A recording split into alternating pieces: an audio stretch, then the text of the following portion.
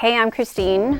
Welcome to my page. I sell all things nostalgic when it comes to children's vintage toys, clothing, miscellaneous items. 2023 was a great year.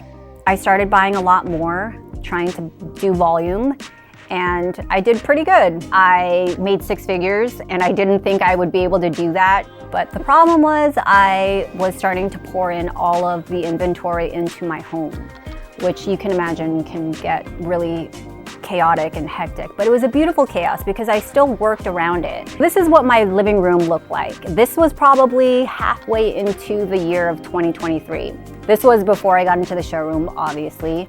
My husband and I would get in tons of arguments because I said, it's all being shipped out in like a day or two, and then more inventory would get slammed right back into these plastic bins, which is not ideal because plastic bins are not the easiest way to look for your inventory if someone orders something. But I had so much inventory that even my whole garage was not enough space. It went into the hallway, into the guest room / my husband's office.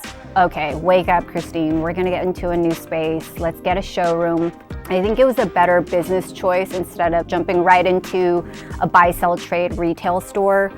And you know, that's still something that I am potentially considering in the next year or two. I am in such a unique type of work right now because you don't really see too many people opening up a store solely for kids vintage only. I'm sure there's vintage stores that have sprinkles of kids vintage, but to solely have a brick and mortar on kids vintage, I think right now, for me personally, I would say is a risk. So I will continue to do my showroom where my overhead isn't as high, not even half as high as a retail store. I fell into this nice showroom here in Pasadena, and it's even more amazing because it is 5 minutes away from our home. I like to go home, I like to be with my family now. Before it was like work, work, work. The mom guilt was definitely present, and I think a lot of my attention was a lot more on work. Now it's like balance, 2024, let's be smarter. Still work hard, but also efficient. So I brought on Bree. Bree is such a blessing to helping this shop out. I Speak Vintage would not be where it is without Bree.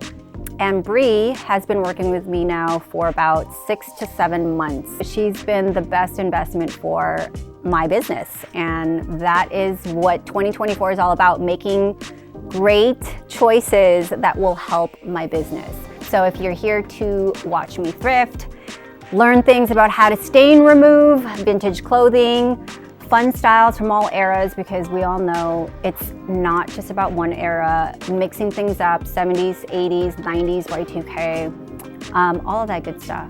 Stick around. I will share with you all of my do's and don'ts, some of my past mistakes as a kids vintage reseller in such a small niche space, and then just really unfolding what I am trying to figure out as I go along the way for 2024.